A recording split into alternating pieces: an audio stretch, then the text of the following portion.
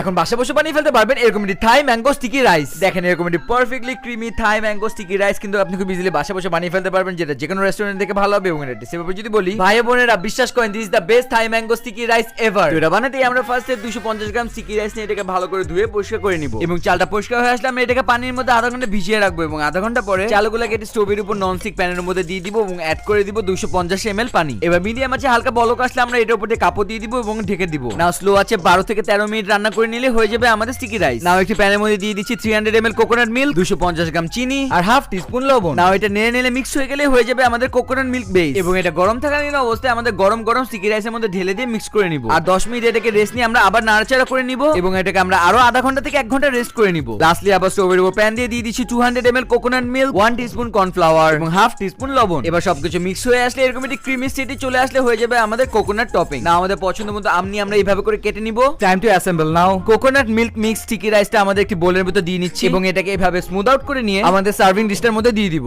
এবার দিচ্ছি আম and lastly the coconut creamy milk. দেখেন এরকম একটি perfectly creamy Thai mango sticky rice কিন্তু আপনি খুব ইজিলি বাসা বসে বানিয়ে ফেলতে পারবেন, যেটা যে কোনো রেস্টুরেন্ট থেকে ভালো হবে। এবং এটা সেভাবে যদি বলি, ভাই বোনেরা বিশ্বাস করেন, this is the best Thai